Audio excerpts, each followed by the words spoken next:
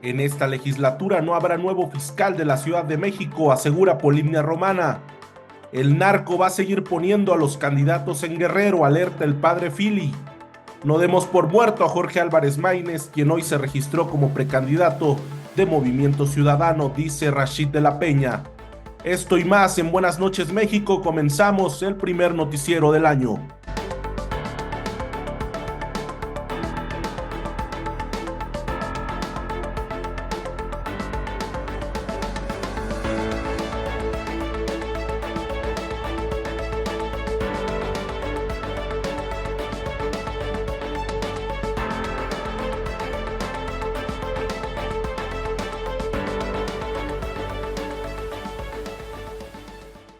¿Qué tal? Muy buenas noches. Gracias por acompañarnos este miércoles 10 de enero del 2024.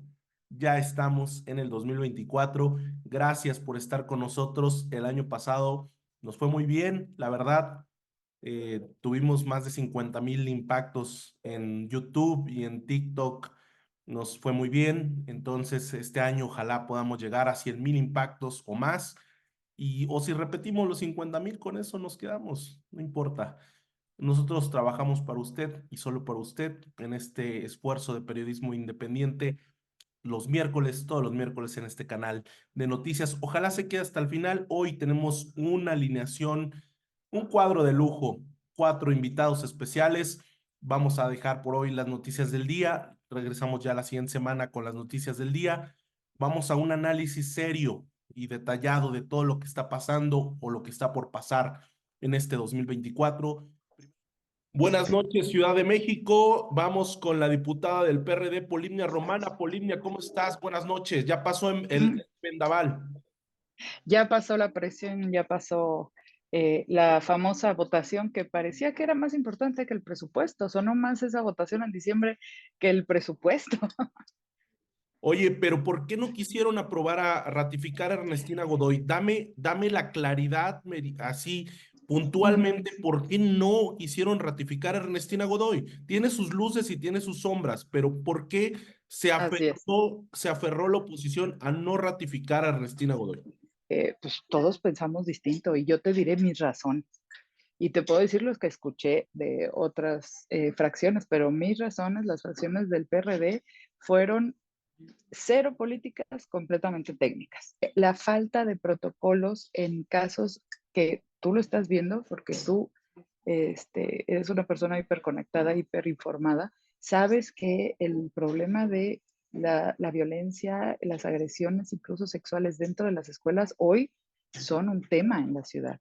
Y la fiscalía no tiene los protocolos para incidir, para castigar, siquiera para recibir denuncias. Las maestras, las directivas nos han dicho, estamos rebasadas, no sabemos qué hacer porque ni la autoridad escolar ni la fiscalía nos atienden cosas tan graves como abusos, como violencia. Esa es una, pero también todas las personas que vienen a los módulos de atención buscando que alguien les ayude porque su carpeta está frenada, porque viven al lado del asesino de su familiar y no lo han ido a agarrar, aunque lo ven todos los días.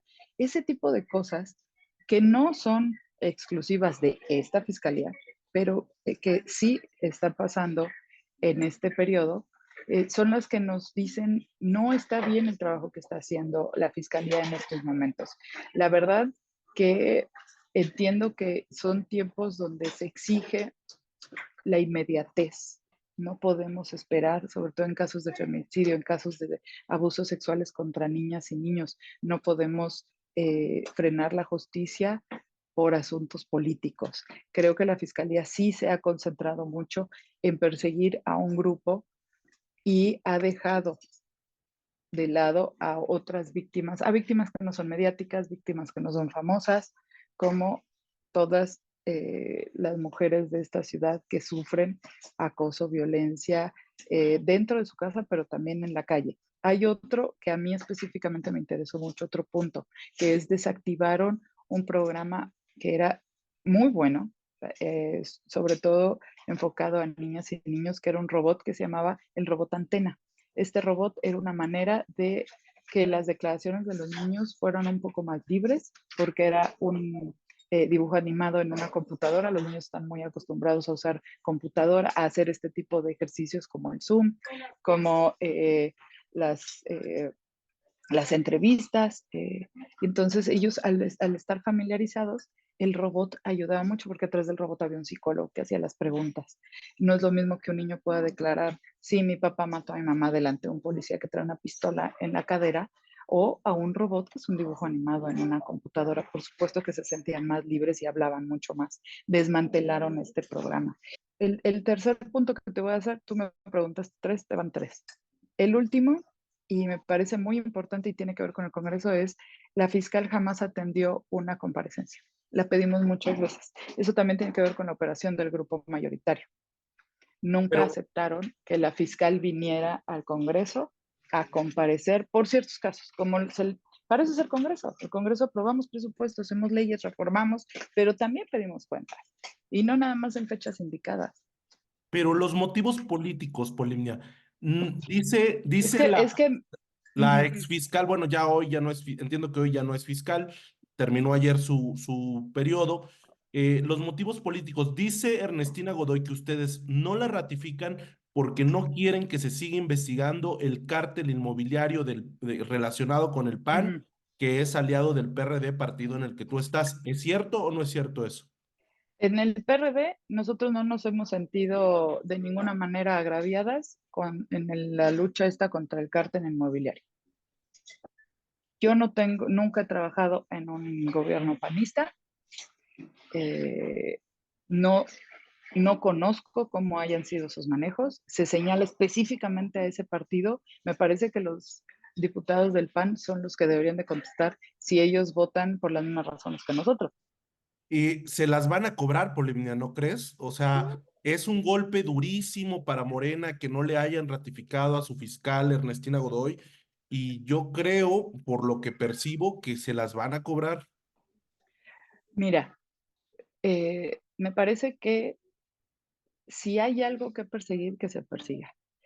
La venganza, y lo dice el presidente, ojalá la ahora ex fiscal escucha al presidente cuando dice que la venganza no es lo suyo y la venganza es mala consejera. Ahora, ella, hoy libre como ciudadana, puede señalar y puede denunciar. Perseguir ya no puede. Yo estoy convencida que en esta legislatura no va a salir un nuevo fiscal.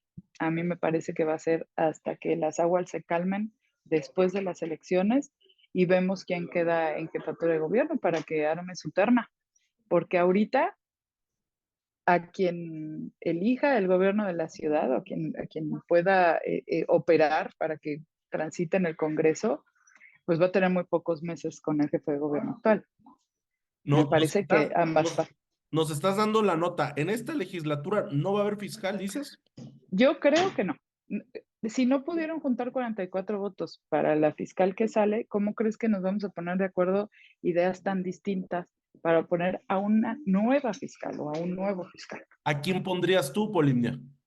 No, mira, eh, no pondría a nadie de los que se han mencionado ahorita, absolutamente a nadie. A quiénes se han mencionado? Yo lo que haría es una mesa técnica y el Consejo Ciudadano que eligió, que dijo que Ernestina era apta para ratificación, me parece que es más político y tendrían que deslindarse muchos miembros de este Consejo por conflicto de intereses, como el presidente. Él se tendría que pues hacer a un lado y decir, a ver, aquí hay un conflicto de intereses, eh, la fiscal no es cosa menor, va a ser una persona que 4 años va a ser responsable de impartir justicia en la Ciudad de México, una de las ciudades más grandes del mundo, la más poblada, la que más policías por cabeza tiene, pero que definitivamente está muy lejos de acercarse a la justicia, aunque como te digo, algunos avances pírricos. Ya no nos dijiste a quiénes se menciona ya como fiscal. No, todavía creo que no es tiempo porque si yo digo quién me lo vayan a quemar. No, yo la verdad sí necesito estar convencida de que este proceso va a ser más técnico que político.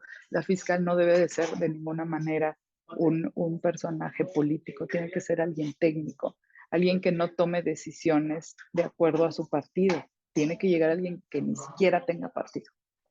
Bueno, ¿en Xochitl remonta o no remonta, Polimnia? Xochitl tendría que hacer lo que está haciendo Tahuara, acercarse a liderazgos locales y dejar la cúpula para después. Y sí creo que tiene que voltear a ver a otro tipo de personas que defienden y se han dedicado a defender los derechos de las niñas y los niños en este país y no con los que se han juntado hasta ahora. Pero es lo único que puedo decir. Creo que ¿Qué hay bien. critica No, Xochitl? bueno, es que no. Creo que tendría que a acercarse, bueno, tú sabes que mi tema es la primera infancia, lactancia materna, derechos de niñas y niños. Creo que tendría que acercarse a Pacto por la Primera Infancia, a Redim, a muchas otras personas que realmente sí defienden los derechos de las niñas y los niños en este país y no nada más asociaciones que usan a los niños. Gracias, Polimnia. Buenas noches. Gracias, Gustavo. Buenas noches, Guerrero. Buenas noches al padre José Filiberto Velázquez, mejor conocido como el padre Fili. Padre, no sé ni siquiera si darle las buenas noches porque han sido días terribles en Guerrero. Qué mal inicio de año, padre. Pues sí, Gustavo, un mes de enero de 2014 que la Sierra del Sur se vuelve a teñir de sangre, tanto en las montañas de la montaña alta como de la Sierra de Guerrero, y pues que seguimos padeciendo el flagelo del conflicto del crimen organizado, la inacción del Estado y pues los números que los ponen las víctimas, el pueblo. ¿Cuántos muertos tiene registrados, padre? Mira, digamos, de jueves para acá, pues aquí en Buenavista, los Hurtados Cachacahuil, eh, son 9 que digamos, los pobladores que recogieron las cenizas y lo que quedó de restos humanos y los cráneos que quedaron alrededor de 9. Este, y pues 6 heridos y alrededor de 15 personas que no se sabe su paradero, ya que no se ha podido iniciar ninguna búsqueda por la presencia de la familia michoacana en esa zona. Y pues a hoy estamos aquí en esta zona nuevamente para ver con las autoridades la posibilidad de regresar a Buenavista Los Hurtados y poder iniciar alguna búsqueda en las brechas. Está también pues lo que sucedió el sábado y el domingo en Chilapa, donde 3 mujeres fueron asesinadas mientras estaban en la festividad de, del, del 6 de enero del Niño Dios, fuera de una iglesia, y allá también en la región de la Costa Grande, en este palenque, donde pues han muerto igual varias personas. Ahora la fiscalía contradiciendo a los testimonios de las autoridades locales, como lo ha contradecido con los testimonios que nosotros hemos dado. Padre, ¿por qué tanta impunidad en el estado de Guerrero, mi querido estado de Guerrero? Usted sabe que soy de allá. ¿Por qué tanta impunidad si se prometió por parte tanto del gobierno del presidente Andrés Manuel López Obrador que iba a haber un cambio, le llaman ellos cuarta transformación, y la señora Evelyn, que es la hija de Félix Salgado Macedonio, pues prometió también varias cosas. Yo me pregunto, padre, no sé si tenga la respuesta, ¿por qué hay tanta impunidad en Guerrero? Mira, la respuesta, pues es la misma respuesta que yo creo que se ha dado en otros gobiernos. Eh, pues siempre yo creo que la presencia del crimen organizado y de una manera, enraizamiento en la estructura social y política, pues hace que los partidos políticos al final se vuelvan cómplices por aquiescencia, por inacción, y al final pues sean las mismas realidades que se siguen viviendo en este estado, cuando se pone el poder económico y político de por medio antes de los derechos fundamentales de los ciudadanos. Entonces, pues eso es, el cacicazgo en Guerrero está enquistado desde los Figueroa y ahora pues los Salgado, ¿no? Entonces, seguimos teniendo el mismo flagelo que es el poder económico y político a costa de los pobres. ¿El narcotráfico va a volver a poner candidatos este año, padre? ¿Qué información tiene? Indudablemente, en todas las regiones del estado, los diferentes grupos son los que van a poner los candidatos. ¿Qué panorama, padre? ¿Qué espera que ocurra en los siguientes meses? Pues lamentablemente, lo que uno no quisiera, dice el presidente, magnificamos, no estamos magnificando, simplemente tenemos el pulso porque aquí estamos día a día con las víctimas y lo que se perfila es un aumento de ataques. Muchos candidatos creemos que van a, pues, ser de una manera, pues, amenazados. Va a incrementar el número de ejecuciones en políticos porque, pues, ahora son parte del bastión económico de los grupos de crimen organizado. Entonces, vemos cómo que esto se va a recrudecer, especialmente en este año electoral en el que estamos iniciando. Padre, ya para cerrar, tengo información de amenazas en su contra. ¿Está usted bien? ¿Está seguro? ¿Trae seguridad? Mira, sí tenemos seguridad, eh, pues digamos, segura hasta el 20 de enero. Hasta el día de hoy no ha habido una comunicación del mecanismo de protección a periodistas y defensores, si se va a renovar esa seguridad, si se va a retirar. Yo estoy preocupado por esa situación, sobre todo por pues el perfil que se ha elevado los últimos días con esta noticia y que pues yo esperaría una respuesta un poco más afirmativa de esta institución, de la propia Secretaría de Gobernación, y hasta ahorita no se tiene claridad. Si lo estuviera viendo el presidente López Obrador, ¿qué le diría, padre? Yo le diría que lo invito aquí a estas zonas donde tal vez las poblaciones son muy pequeñas y no representan un voto masivo, pero que son personas que creyeron en él y siguen creyendo en una transformación que esperan que llegue en algún momento y que venga y pueda él experimentar con sus propios ojos, oídos y su propio corazón esta situación para que él, ¿verdad? Como comandante de las Fuerzas Armadas, como líder de este movimiento político, pueda generar condiciones para que la zona se pacifique y la gente vuelva a regresar a su vida ordinaria, que era ser pescadores y campesinos, y dejen las armas.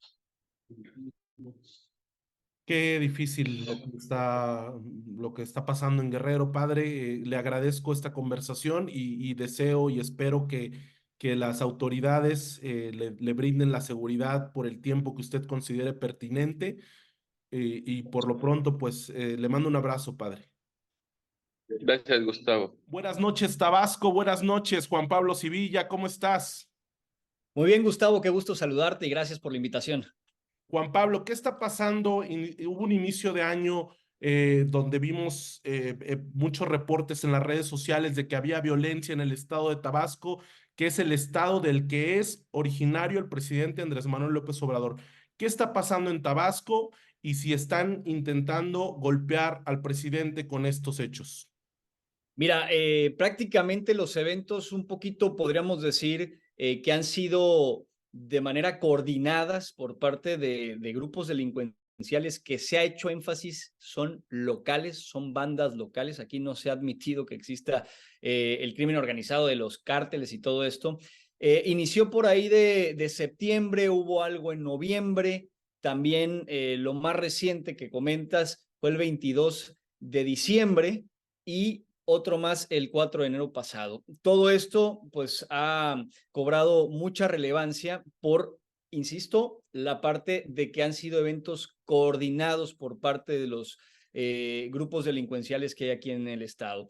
El pasado 22 de diciembre, si nos vamos a los dos últimos eventos, lo que hablan las autoridades estatales es de que hubo una especie de refriega, una especie de persecución que llegó hasta el fraccionamiento campestre, uno de los fraccionamientos, pues digamos, con cierta exclusividad en la capital tabasqueña, en Villahermosa, y con esta persecución terminó de dos vehículos, de acuerdo a la versión de las autoridades, frente a la casa del hoy exsecretario de Salud, perdón, de Seguridad, que renunció apenas hace 3-4 días.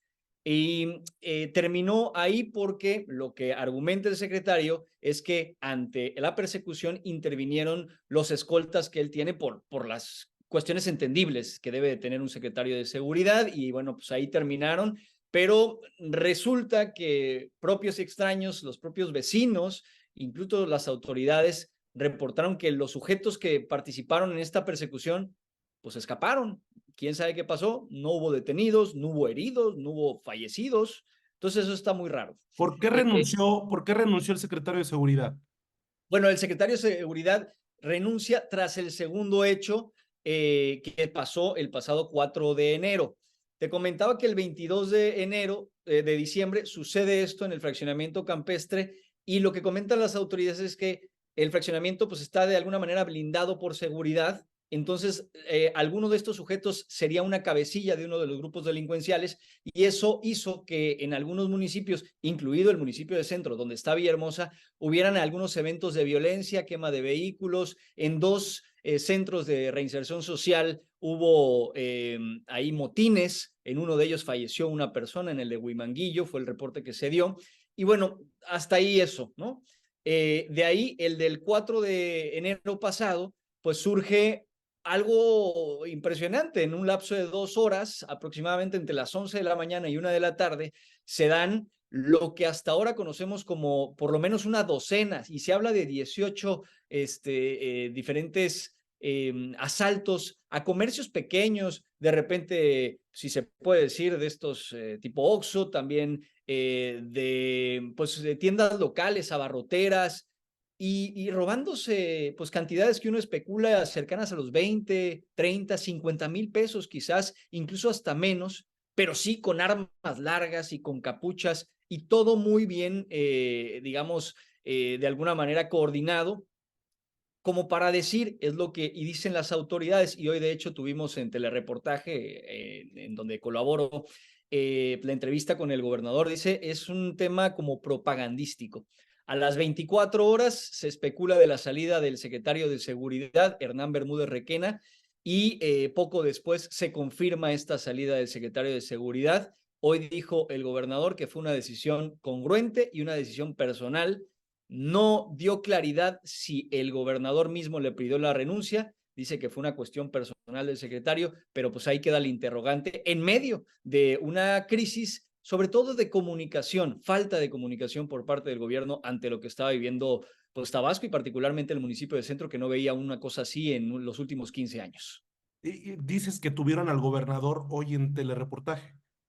Así es, estuvo con Emanuel Civilla en esta entrevista que regularmente llega, se le invita una vez al mes para hacer un corte de caja de lo bueno y malo que ha sucedido en los últimos 30 días, y pues ahí dio varias declaraciones pues importantes a este respecto también. El gobernador dijo lo mismo que había dicho ya el presidente López Obrador, que eran un tema de propaganda, le llaman ellos, para atacar al gobierno. Sí, y llama la atención que fue el presidente, un poco como lo que ha sucedido constantemente. El presidente fue el primero en decir qué es lo que ocurrió, y ya de ahí fue que hubo réplicas de parte de funcionarios del gobierno estatal, incluido el gobernador, que se trata de un tema propagandístico y también de un tema de reacomodo de las bandas locales. Ya las autoridades de la Sedena, la 30 Zona Militar aquí en el estado de Tabasco, han hablado de delincuencia organizada. El gobierno del estado todavía no utiliza esas dos palabras juntas, ni delincuencia ni organizada en una misma frase. Hablan de bandas locales. Bueno, pues seguiremos de cerca lo que esté pasando en Tabasco, un estado importante por ser el estado donde nació el presidente López Obrador. Y bueno, hay elecciones este año, ya para cerrar, Juan Pablo, hay elecciones. ¿Qué es lo que ves? Bueno, lo que veo es, creo, lo que hemos visto a lo largo de este sexenio y que ocurre, por supuesto, en otros sexenios, es, por un lado, ante un hecho o hechos lamentables como los que hemos hablado, pues el minimizar, uno, por parte del gobierno, tanto federal como del gobierno estatal, algunas cuestiones que hay que ponerle el foco. La falta de respuesta del gobierno estatal creo que le ha pegado mucho al propio gobierno estatal. Pudieron haber salido antes para desmentir las fake news que han existido por ahí. Y entonces está esta parte. Claro, quisiera comentar, Gustavo, que al gobierno estatal, al reciente, le respalda así una disminución importante en temas de seguridad. Hace algunos años hablábamos de que Tabasco, pues de alguna manera estaba en los primeros índices de inseguridad en varios delitos, sobre todo aquellos de alto impacto, como la extorsión o el secuestro, los homicidios. Y en el año pasado, pues se contabilizan poco más de 226 homicidios. Hace falta por ahí ajustar, lo que sitúa a Tabasco en el lugar número 23 a nivel nacional. O sea, no estamos tan mal, si me permites utilizar esa expresión, porque bueno, un homicidio es lamentable. Y en los delitos de alto impacto, en general, Tabasco está en el lugar número 13, contando cuestiones como el secuestro, que han bajado en los últimos 5 años alrededor del 86%. Es decir, lo respalda sí esa parte, pero también hay una parte de que intenta minimizar pues todos estos hechos, la falta de respuesta. Han habido cuestiones de incompetencia sin duda alguna. Y por otra parte, decías, la cuestión electoral, pues ha servido como carne de cañón esto que está ocurriendo ahora para comparar a Tabasco con Michoacán, con los actos lamentables en Guerrero, como los actos lamentables también en Guanajuato. Me parece que no hay punto de comparación, pero se ve así por la llegada en días pasados de cerca de 2.500 elementos de las Fuerzas Armadas y de la Guardia Nacional para este operativo que le denominan Tabasco Seguro. Así es que de las dos partes, la oposición, ya sabes, utilizando todo esto pues de manera conveniente y maximizando cosas que me parece que tampoco es, y el gobierno pues sí minimizando con algunos errores, pero me parece que ahí poco a poco van ajustando y yo espero que así sea por el bien de mi estado, ¿no? Oye, déjame ya nada más para cerrar, compartirte esta encuesta, a ver si me dices si la ves, de nuestros amigos de Poligrama. Nos mandan esta primera encuesta del año. ¿La estás viendo en pantalla? Sí, sí, sí, la estoy viendo. Si hoy fueran las elecciones para elegir gobernador del estado de Tabasco, ¿por cuál candidato votaría? Estas fueron las respuestas que dieron las personas encuestadas. 60.2% Javier May, de Morena, PT, Partido Verde, y de ahí para abajo. O sea, Morena va a barrer en Tabasco, Juan Pablo. Bueno, mira, aquí me estás pidiendo mi opinión, no estoy hablando, digamos, ya de hechos, porque pues hasta ahí, sobre los hechos, pues habría que esperar las elecciones, pero de mi opinión, pues sí, definitivamente Morena tiene una preferencia importantísima en Tabasco. La presencia del presidente López Obrador sigue sintiéndose. Javier May Rodríguez, en particular, pues un personaje que estuvo muy cercano al presidente, tuvo programas del bienestar, todos estos programas de apoyo, también Sembrando Vida, y bueno, finalmente el Tren Maya. Toda su, digamos, el sexenio como funcionario público de Javier May Rodríguez, que es el abanderado por Morena, PT y Verde, pues lo hizo muy apegado a Tabasco, entonces se le ve con buenos ojos en ese sentido. Antier tuvimos el segundo lugar que muestras en esta encuesta, Juan Manuel Fósil, lo tuvimos en telereportaje de igual manera, y él decía que Morena debe estar por los 45 puntos y el PRD con él como abanderado como con 25 puntos. Aún con los datos de Juan Manuel Fósil, pues serían 20 puntos de diferencia que arrancarían las campañas. Así es que, pues creo que la oposición conoce su posición en esta carrera rumbo al próximo mes de junio de 2024. Va a estar difícil para la oposición, me parece, particularmente en Tabasco.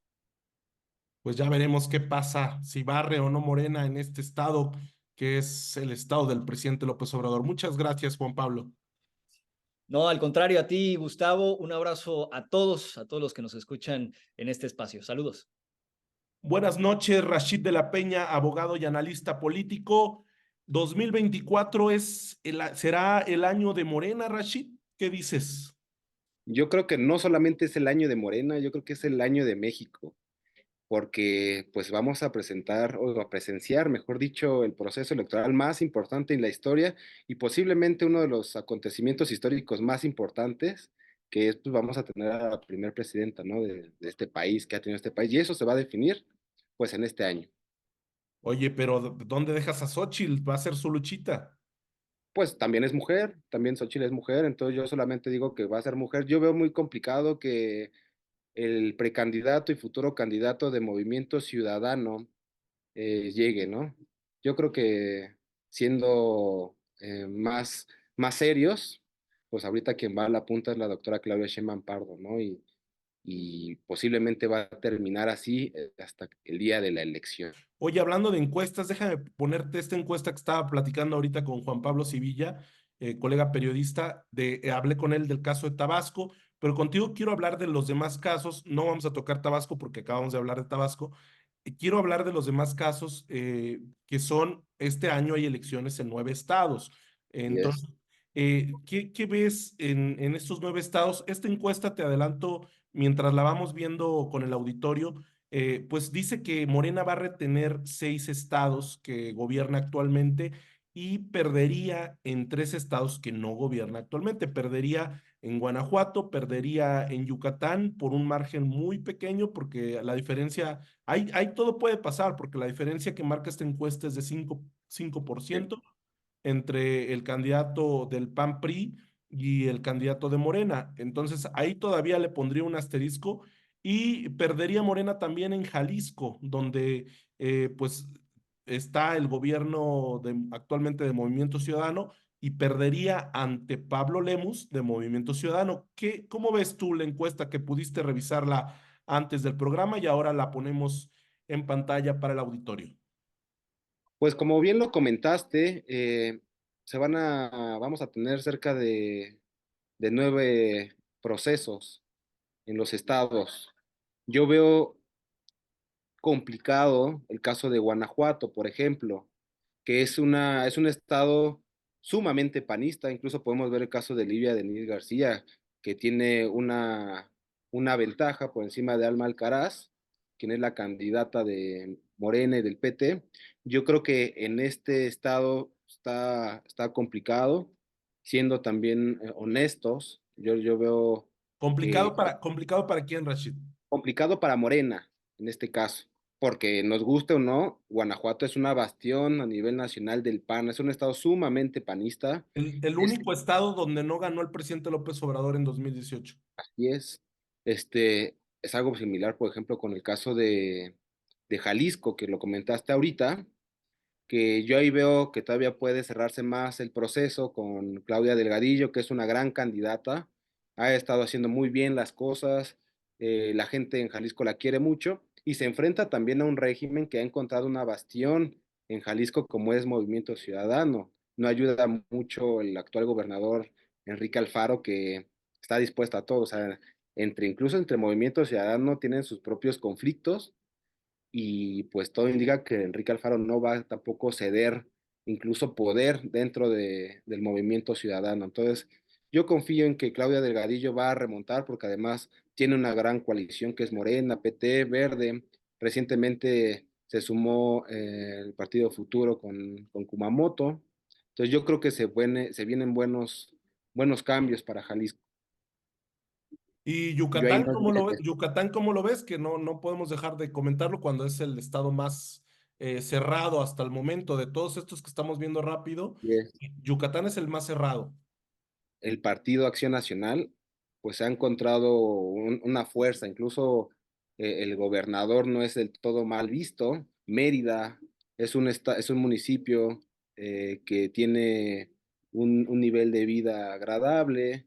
Entonces, el caso de Joaquín el Guacho, pues tiene tiempo para remontar, porque además está más cerrado, incluso podría darnos la sorpresa que yo espero que sea así, pero también es importante mencionar que el PAN está fuerte en Yucatán, ¿no? Es algo similar como el caso de Guanajuato, obviamente con las proporciones guardadas. Oye, y déjame ponerte ya por último, ahora sí, Veracruz, ¿cómo ves a Veracruz? En el caso de Veracruz, Rocío Nale es un referente a nivel nacional por el gran trabajo que hizo como secretaria. En el proceso interno de Morena ganó sin ningún problema, es una de las mujeres que más han trabajado en el proceso de transformación del presidente Andrés Manuel López Obrador, y yo creo que vamos a tener una gran gobernadora en Veracruz con Rocío Nale, ¿no? Que pues, además podemos ver que tiene casi el 50% de preferencia, o sea, tiene prácticamente el doble que José Pepe Yunes. Yo veo muy complicado que este aspirante del PRI, del PAN y del PRD pueda remontar. Algo parecido como lo que está ocurriendo en Tabasco, que vemos que Javier May la tiene de ganar, tiene prácticamente el 60% de preferencias en el estado. Y pues vemos que en segundo lugar está Juan Manuel, que tiene el 10%. Tendría que remontar 50 puntos, algo que es prácticamente imposible. En los demás estados que comentabas, yo veo que Morena tiene una gran ventaja. En el caso de la Ciudad de México, por ejemplo, con Clara Brugada, que hizo un gran trabajo como alcaldesa de Iztapalapa, es la creadora, la autora intelectual de las utopías. Además es muy conocida en la ciudad, ¿no? Por el trabajo y la trayectoria que lleva en la izquierda desde hace pues, ya muchos años que hablan por ella, ¿no? Y también la posición se la pone fácil con Santiago Taboada, quien está muy relacionado con el cártel inmobiliario, que ahorita volvió a surgir con el tema de Ernestina Godoy, un candidato que tampoco está bien posicionado, la gente no lo ve bien, es alcalde de la Benito Juárez, en donde es la bastión del PAN, pero también la bastión del cártel inmobiliario. Oye, Rashid, pero tú lo dices porque eres simpatizante de Morena, ¿no? No, no solamente porque sea simpatizante, es porque pues veo también los números, he estado viendo otro tipo de encuestas y le dan la ventaja a Clara Brugada, que además gobernó de una manera impecable la alcaldía más grande de la Ciudad de México. O sea, no es fácil gobernar cerca de 1,5 millones de habitantes. O sea, tiene la experiencia, también ha hecho muy bien el trabajo y tiene el respaldo y el reconocimiento no solamente de mí, sino de muchos chilangos. Bueno, pues ya veremos qué pasa. Por lo pronto, quien no vio, no alcanzó a ver cómo estaban en esta encuesta de Poligrama, les digo, Clara Brugada tiene una intención de voto o preferencia del 48,5% y Sí. Santiago Tabuada en estos momentos 29,6%. Ya veremos si remonta o no Tabuada, Rashid. Y Salomón Chertorivsky ya ni mencionarlo, Ya ni hablar, ¿no? sí, ya es ocioso hablar de Salomón. Como de Álvarez Maínez. O sea, yo dije, este noticiero no podemos iniciar el año hablando de Álvarez Maínez, por favor, con todo respeto. No, y además, Movimiento Ciudadano dice que Maínez es el nuevo cuando ha militado prácticamente en todos los partidos.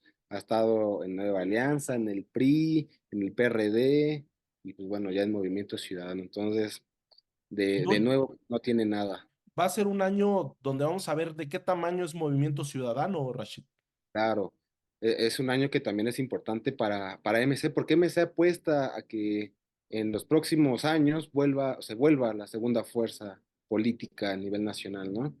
Y evidentemente, pues este proceso electoral es fundamental para terminar de consolidarse o para fragmentarse aún más de lo que ya está. muchos jóvenes como nosotros, que yo tengo 33, ¿cuántos tienes tú, Rashid? 32. 32, tenemos casi la misma edad. Muchos jóvenes caen en esto del fosfo. Sí, porque a final de cuentas creo que el éxito que ha tenido ahorita Movimiento Ciudadano es justamente el marketing que le ha metido a las redes sociales, el utilizar las herramientas digitales como una forma de hacer política, pero reitero, es una de las formas, pero eso no es hacer política, ¿no? Es una forma, una de las muchas formas en las que se puede comunicar el quehacer político y yo creo que muchos jóvenes están yendo con esa finta del progre buena ondita, de lo que busca transmitir Movimiento Ciudadano y también Movimiento Ciudadano busca eh, poder acaparar a los mexicanos que se encuentran huérfanos políticamente. Grabar TikToks no es hacer política, ¿verdad? Yo creo que todo es política. En la actualidad todo es política.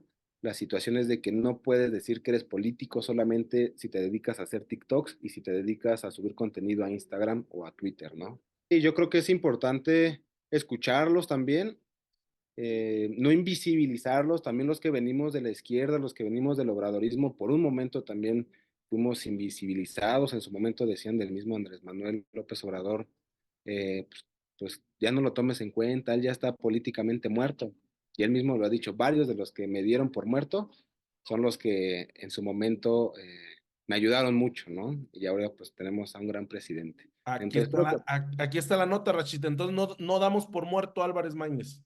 Yo creo que en política nadie está muerto. Todos pueden dar la sorpresa. Ahorita las encuestas, la simpatía está con Morena, está con la doctora Claudia Sheinbaum, está con los candidatos de Morena, por lo menos en 6. Y yo quiero agregar el caso de Jalisco, aunque está más cerrado, pero no quiero descartarlo. Pues ya veremos qué pasa, a ver si no se le sube a Xóchitl Gálvez, ¿no? Esta pelea del segundo lugar, que Samuel García ya se enfilaba para allá, ¿eh?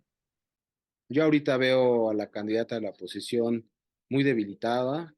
La veo incluso hasta derrotada políticamente, los mismos que en su momento Pero la es apoyaron. 10 de enero, Rashid, es 10 de enero, tranquilo, espérate, vamos a ver cómo está. Vamos Vamos a a ver cómo. esperar, vamos a ver cómo se van dando las cosas, pero yo no veo que la candidata de la oposición, esta Xochitl Gálvez, tenga un aumento en las encuestas, más bien yo veo una disminución y creo que incluso el candidato de Movimiento Ciudadano le puede quitar votos y simpatizantes a Xochitl Gálvez. Feliz año, feliz inicio de año, Rashid. Feliz año a ti y gracias por la invitación y aprovecho para desearles un gran inicio de año a todos los que nos están viendo y escuchando ahorita. Pues muchas gracias por acompañarnos en este programa especial de inicio de año.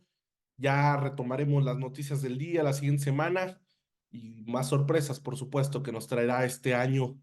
En este programa también habrá sorpresas. Gracias por estar con nosotros. No olvides suscribirse. Yo soy Gustavo Sánchez. Pues espero el próximo miércoles en este noticiero. Buenas noches y buena suerte.